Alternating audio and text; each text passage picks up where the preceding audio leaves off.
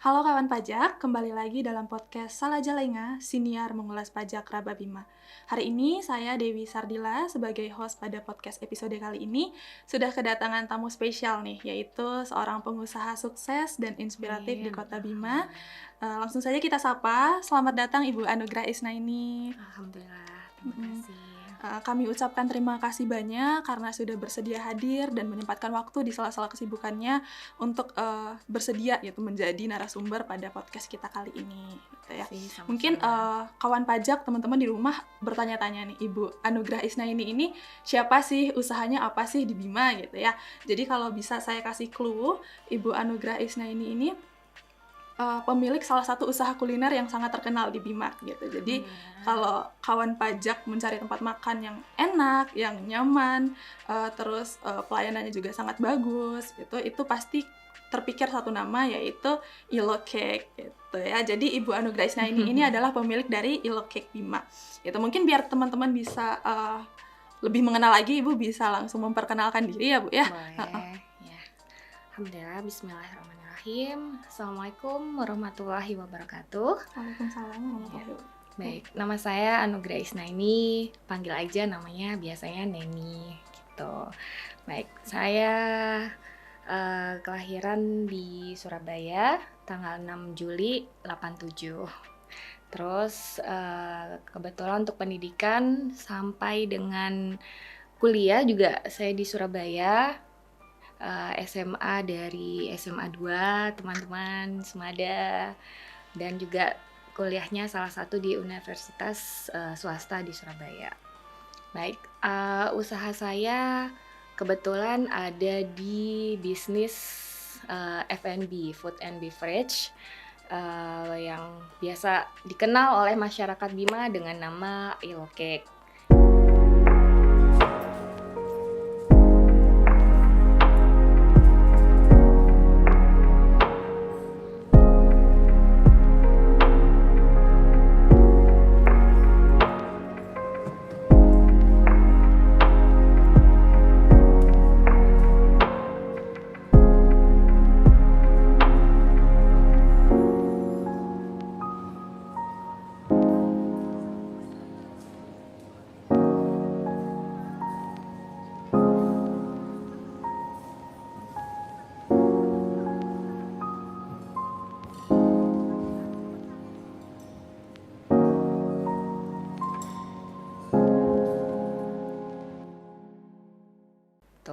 Jadi kita menjual beberapa kue di situ, ada donat juga, ada pastry, ada roti, dan juga alhamdulillah 3 tahun ini sudah berkembang ke seperti resto. Jadi sudah kita menjual untuk main course, ada appetizer, ada beverage, macam-macam.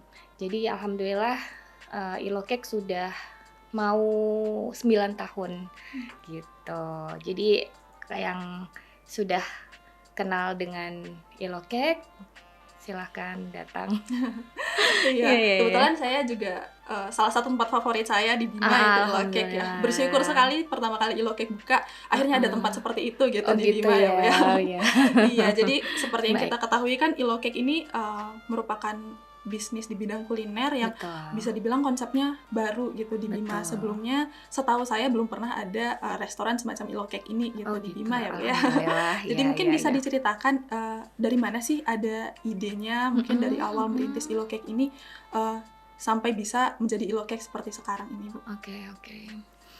Ya awalnya sih mungkin dari saya pribadi itu sama seperti mbak-mbak dan masnya gini, saya pun awalnya pegawai gitu. Jadi saya datang ke Bima waktu itu tahun 2011 gitu. Jadi setelah itu kurang lebih sekitar 1 tahun saya bekerja di waktu itu bank pemerintah ya, BUMN salah satunya. Terus tiba-tiba ada keinginan saya untuk mengikuti jejak suami, waktu itu suami yang duluan untuk menjadi entrepreneur waktu itu.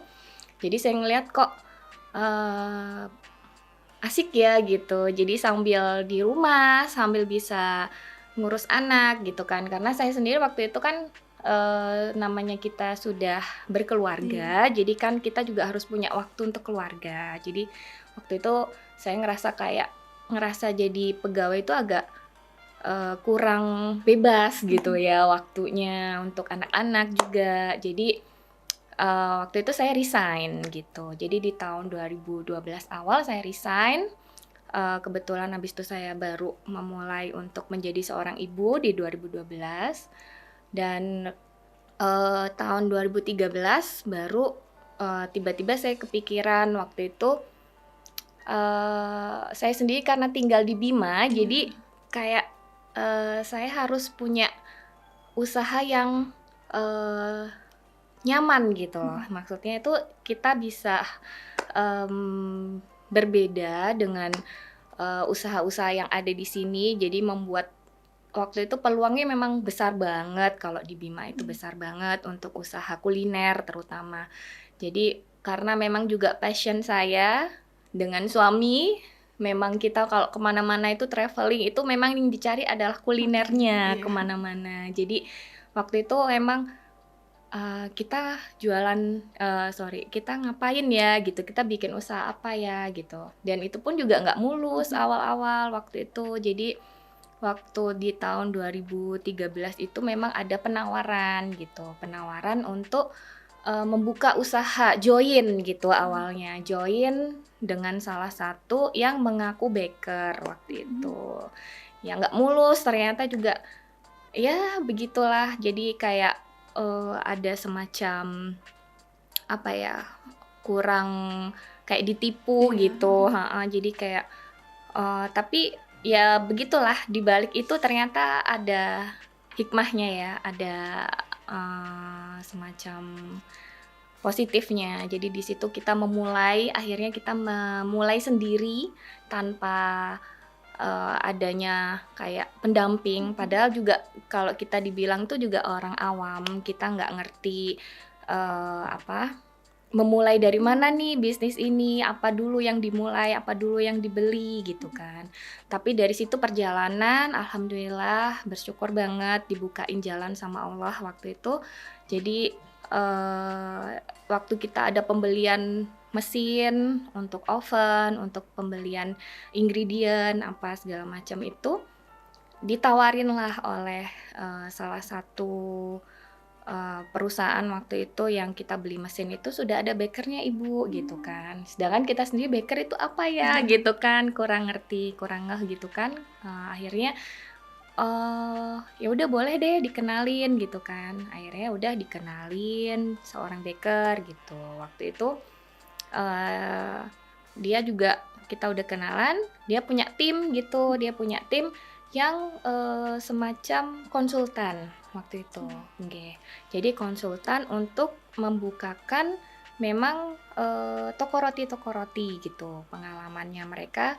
Mereka juga pernah bekerja di, perusahaan-perusahaan yang sudah, besar Mhm. ya, heeh. Jadi kayak semacam perusahaan-perusahaan yang donat, terus roti, Mhm. ya, kayak gitu. Jadi, waktu itu, oh iya ya, akhirnya kita sama suami sekalian, memang langsung membuka, ngelihat peluangnya besar. Jadi memang saya sama suami itu langsung mempunyai keinginan untuk memberikan sesuatu yang lebih gitu ya di Mhm. Kota Bima. Jadi kalau bisa kita punya sesuatu yang bisa memberikan apa ya, kayak, semacam menjadi oleh-oleh gitu untuk di Bima Oh. sendiri gitu ceritanya. Jadi, ya terfikirlah itu untuk membuka toko Mhm. roti. Idenya juga dari situ, terus kita juga, mmm, waktu itu di-support dengan, tim yang akhirnya alhamdulillah Ilokek bisa seperti sekarang gitu. Iya. Jadi awalnya Mhm. memang dari toko roti ya, Bu, ya? Iya Heeh, betul, dari toko toko roti roti, lalu, awalnya. kenapa bisa terpikirkan untuk dari toko roti yang mungkin pelanggannya terbatas ya, hanya untuk orang-orang yang mau membeli roti, itu bisa Betul. jadi seperti restoran yang semacam ini gitu, Bu? Betul. Jadi di toko roti itu kurang lebih dari tahun 2013 Mhm. sampai dengan 2019. Jadi waktu itu kita juga di toko roti terbatas dengan Mhm. kita kan awalnya ngontrak ya, ngontrak Iya. dulu dengan survei pasar seperti apa. Oh ternyata kita melihat juga perkembangan di luar Bima, di Jawa itu, toko roti yang ada itu juga berkembang untuk membuka kuliner gitu kan, Mhm. membuka kafe, membuka resto, kayak gitu. Jadi kita, semangat banget waktu itu, karena memang kita sendiri, apa ya, seneng gitu loh dengan hal-hal yang seperti itu Kuliner gitu ya, heeh, Bu, ya? kuliner, betul. Jadi waktu itu alhamdulillah ada jalan juga, ada rezeki dari Allah itu kita, bisa membeli, tempat Mhm. Oh. yang di depannya ILO waktu itu Mhm. nggak jauh juga alhamdulillah, dan itu memang jadi lebih lebih fleksibel kita untuk membuat seperti apa gitu loh, Mmm. karena kan sebelumnya ruko, Ruko. nggih, ruko kan itu yang di toko roti, Mhm. jadi kan hanya sebatas satu petak Satu petak, gitu, iya. heeh, satu itu, terus akhirnya kita punya konsep, waktu itu, yang lagi memang untuk konsepnya, resto itu saya maunya yang cozy gitu Mhm. kan, yang maunya yang, bisa nyaman lah kita di Mhm. Bima itu jadi ngerasa kayak bukan di Bima gitu kan. Biasanya kan, ngerasa di Bima itu panas banget Mhm. gitu kan, jadi dengan agak cuaca yang ekstrim gitu. Jadi kita bisa menciptakan suatu tempat yang emang bener-bener, eee, bisalah untuk menjadi kayak satu tujuan lah Mhm. di Bima. Jadi kemana nih, orang kalau misalnya pengen rileks, pengen, enjoy gitu ya, alhamdulillah dengan adanya Jadi Ilocake kita bisa gitu. iya. Jadi, eee, saya juga penasaran nih, Bu, Mhm. dari Ilo Cake ini kan sebenarnya namanya tuh simple tapi Mhm, gampang diingat gitu. iya Itu, betul, awalnya penamaan Ilo Cake itu artinya apa sih, Bu? iya Kalau boleh tahu? betul. Ya jadi awalnya Ilocake itu memang sih banyak orang yang dengan awalnya itu dengan tahu produk kita, donat, roti, dan sebagainya Mhm. yang sudah nggak asing lagi ya kayak yang ada di Jawa itu, dikiranya memang Ilocake ini sebenarnya awalnya kayak franchise Oh gitu, iya. dikiranya gitu kan. Tapi habis itu juga, banyak juga yang nanya gitu, "Dari mana nih nama Mhm. Iloke?" Gitu kan. Awalnya itu kita punya anak ya, namanya itu Ilham Oh. heeh, jadi namanya Ilham Afrilio. Jadi dari situ awalnya kita dari nama anak itu awalnya sih dari Ilionya, Ilio Mmm. cake-nya kan udah biasa ya Iya, namanya heeh. cake gitu. Nah terus katanya suami, kalau di Bima itu Ilo aja, dia bilang gitu, karena dari arti itu ilo sendiri itu kayak lampu, Lampu, iya. cahaya Iya, gitu ya, betul. betul. Jadi harapan kita juga semoga Ilo Cake menjadi cahaya di Kota Bima Oh, gitu. iya. Jadi, dari nama itu sekarang udah bisa jadi Betul. seperti ini ya gitu ya, Bu, Iya, ya, alhamdulillah. Heeh. alhamdulillah. Terus, dari menjalankan Ilocake sejak awal, itu Mhm. sampai menjadi sekarang ini tuh, apa sih tantangan-tantangan besar yang pernah dihadapi gitu, Bu? Ya, betul. Banyak sih kalau masalah tantangan itu, kita juga, dari segi kayak, Mhm. pengelolaan terutama dari manajemen internnya sendiri gitu, dari karyawan, itu juga banyak sekali, eee, terutama ini, kayak ingredient, bahan Mmm, baku mhm. heeh, habis. Jadi dari karyawan itu sendiri me-manage untuk kita terutama kayak estimasi Mhm. estimasi produk, karena kita sendiri juga harus mempertahankan kualitas ya. Mhm.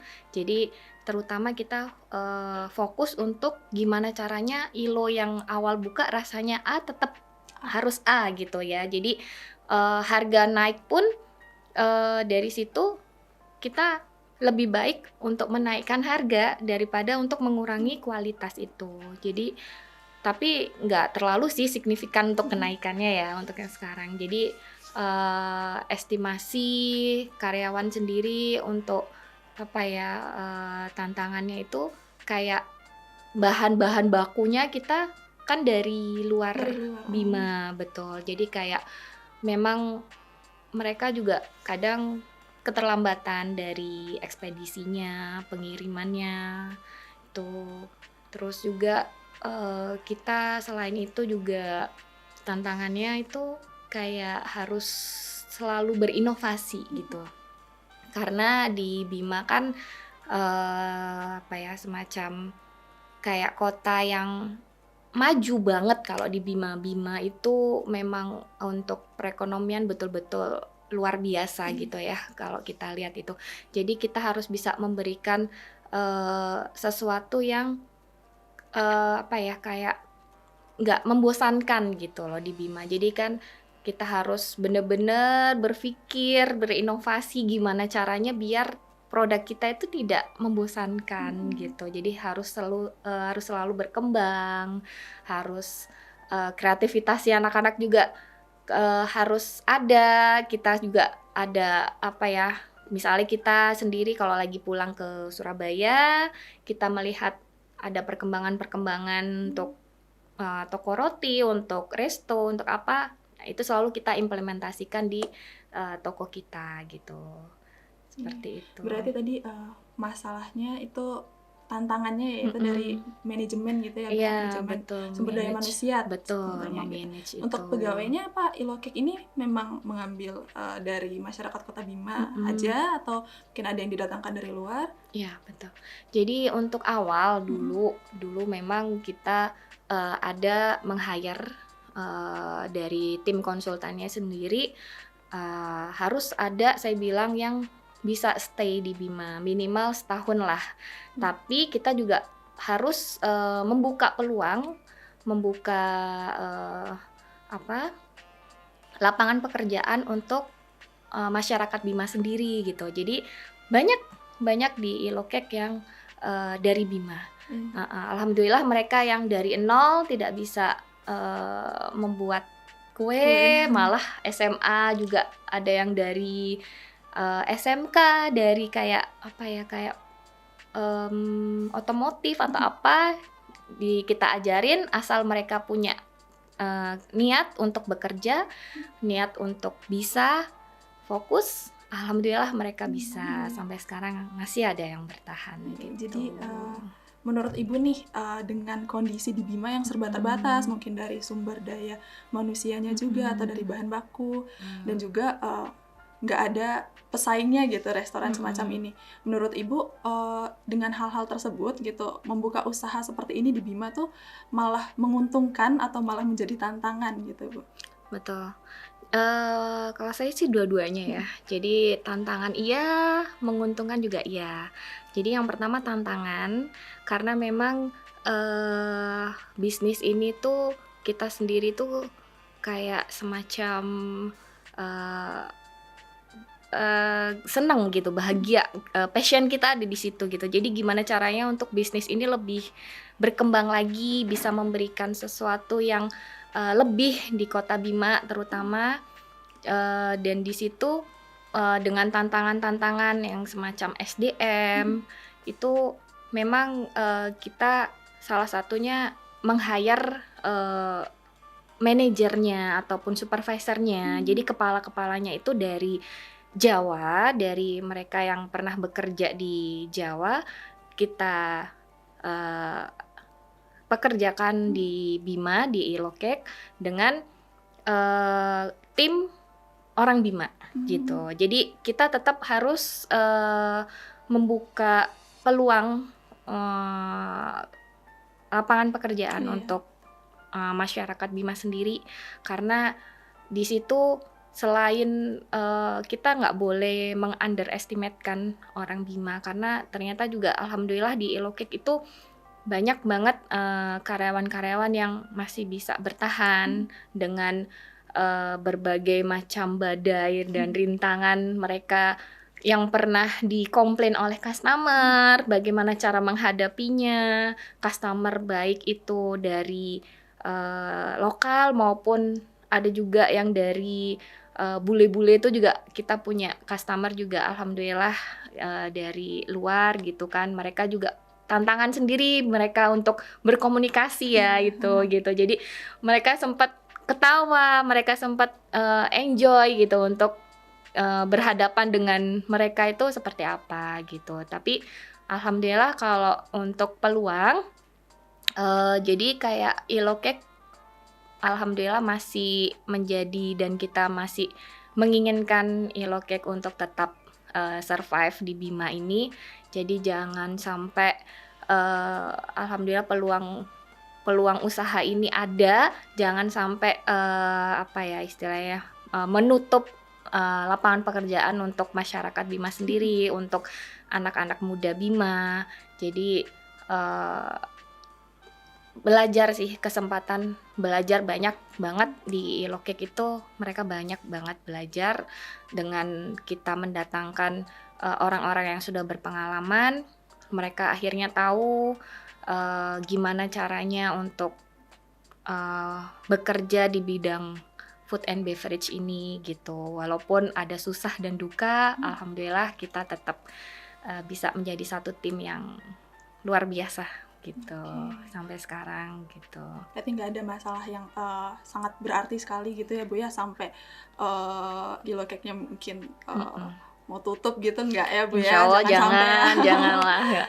Mungkin seperti yang kita ketahui Bu, jadi kan seluruh dunia termasuk betul. Bima juga terkena dampak dari pandemi COVID-19 kemarin betul, gitu. betul. Itu dari Ilocake sendiri terkena dampaknya nggak sih Bu? Iya, Dan betul. kalau misalnya terkena, menanggulanginya itu bagaimana gitu Bu? Sampai masih survive sampai sekarang. Betul, alhamdulillah.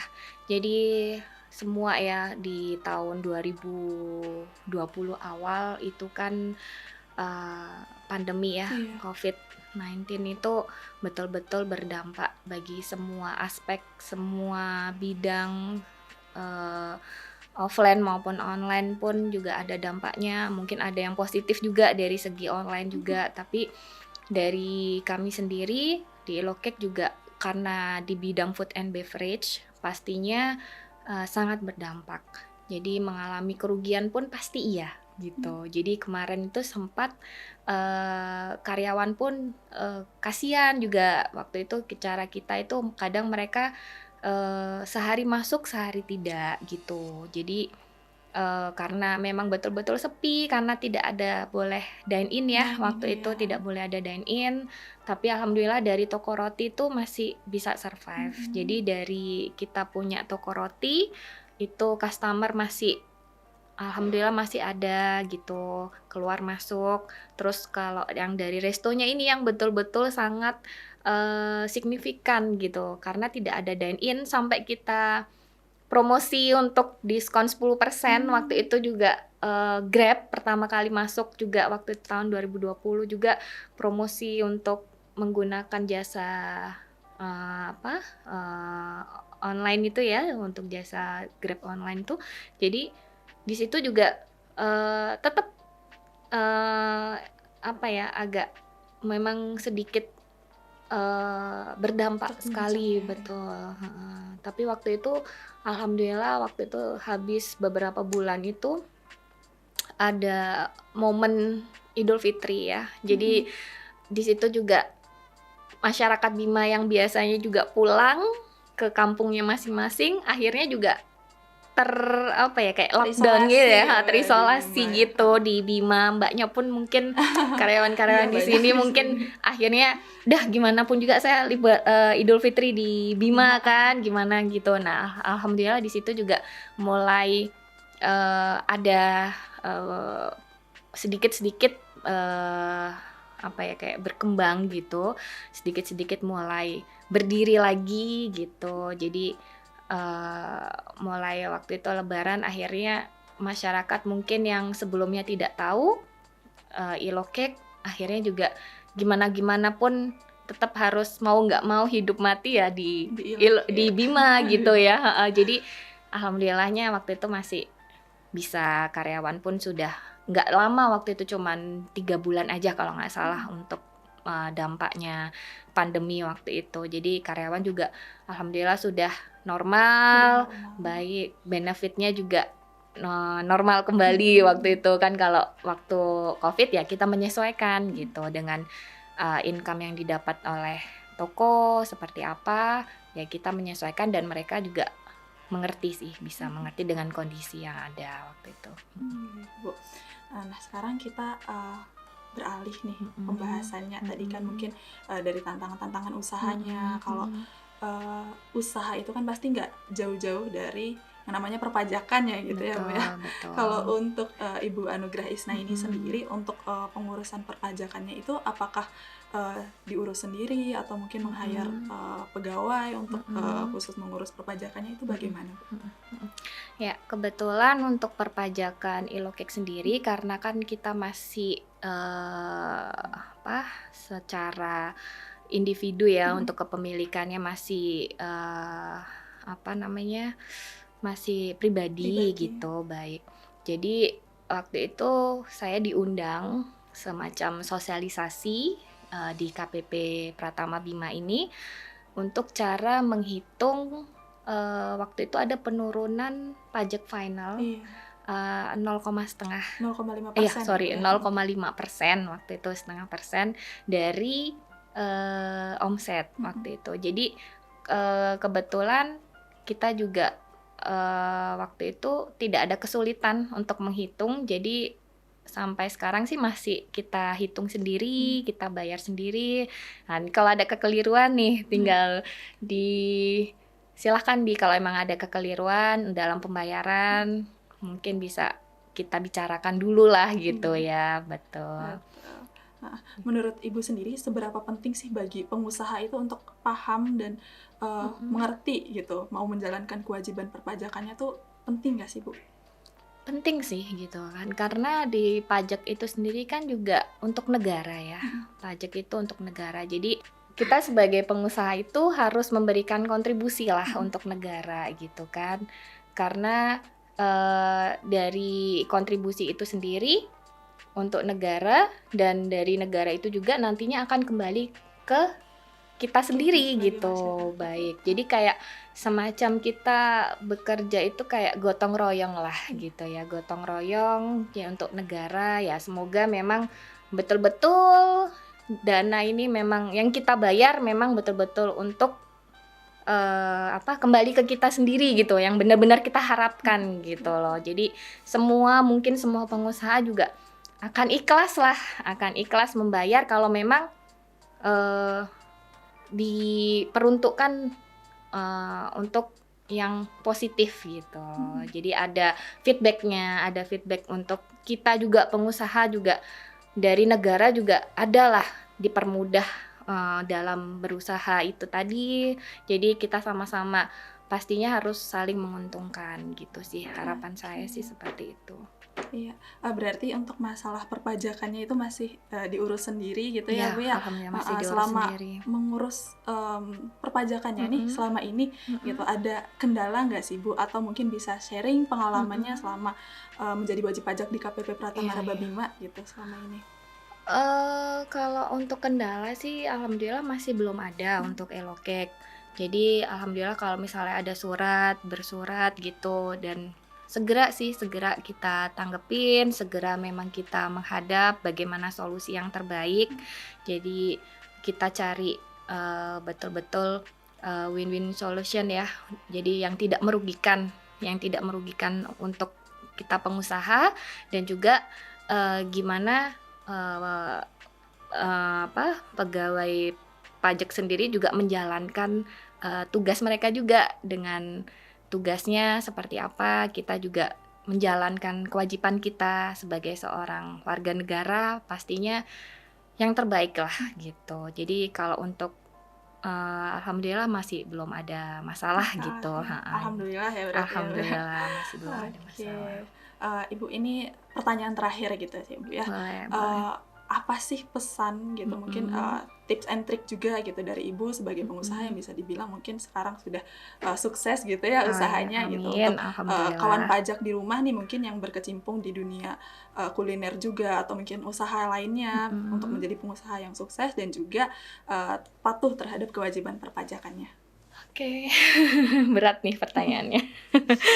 Jadi kalau untuk dibilang kita pengusaha gitu, alhamdulillah kalau untuk sarannya sih kita bersyukur aja. Kita bersyukur dengan apa yang kita miliki. Kita berusaha dengan passion kita, dengan semangat kita yang membuat kita bahagia di situ. Jadi kalau saya bilang tuh biasa my passion, my business gitu ya. Jadi apa yang membuat saya bahagia di situ saya akan bersemangat untuk mencapai, dan disitulah ada peluang bisnisnya. Nah, sebagai seorang bisnis, kita juga pastinya mempunyai kewajiban-kewajiban, baik itu kewajiban untuk pemerintah daerah dan pemerintah pusat sendiri. Jadi kalau untuk pemerintah daerah biasanya kalau untuk resto itu ada pembayaran pajak untuk ya betul, restribusinya. Dan kalau untuk negara pastinya kita positive thinking aja. Jadi biasanya kalau ngomong pajak itu kan agak udah minggir duluan ya gitu kan, agak minder gitu, yang nggak ngerti. Saya pun orang awam yang nggak ngerti pajak, tapi tetap berusaha untuk selalu taat untuk memang ada kewajiban gitu, memang untuk membayar pajaknya setiap bulan dan memberikan kontribusi untuk negara. Jadi semoga bisa bermanfaat apa yang kita berikan, semoga bisa memberikan manfaat yang positif untuk negara kita dan nantinya pun akan kembali ke kita sendiri. Itu aja. Wah, banyak sekali ya ilmu yang bisa kita dapat dari podcast kita pada sore hari ini gitu. Mungkin bagi wajib pajak di rumah juga yang punya usaha atau yang baru mau memulai usaha gitu bisa mendapatkan banyak pelajaran dari podcast kali ini gitu. Sekali lagi terima kasih Bu Anugrah Isnaini atas sharingnya. Mungkin sebelum kita tutup nih Bu, mau ada yang dipromosikan gitu dari usahanya baik, gitu. Baik. Terima kasih. Bagi semua warga yang ada di Kota Bima khususnya, silakan datang ke tempat kami di Ilokek. Di sana kami menjual beberapa produk makanan, minuman, dan juga dengan tempat yang cozy, nyaman, rileks. Silakan kunjungi toko kami Ilokek yang ada di Jalan Soekarno-Hatta di Pane, di depan Bank Syariah Indonesia. Dan juga jangan lupa follow IG kami di @ilokek dan juga Facebook kami di ILO-ICC. Terima kasih. Assalamualaikum warahmatullahi wabarakatuh. Nah, kawan pajak jangan lupa ya untuk abis ini kita sama-sama ke Ilokek gitu ya Bu ya, karena saya juga excited sekali menunggu menu baru dari Ilokek gitu. Jangan lupa juga untuk follow media sosial Ilokek tadi seperti yang disebutkan. Dan buat teman-teman yang tertarik dengan video seperti ini, jangan lupa untuk nonton episode-episode podcast kita yang lain dan juga subscribe YouTube kami di KPP Pratama Rababima agar tidak ketinggalan video-video yang lainnya. Kawan pajak juga bisa follow akun media sosial kita di @pajakrababima di Instagram, Facebook, Twitter, dan TikTok. Sampai jumpa di episode podcast lainnya. Terima kasih.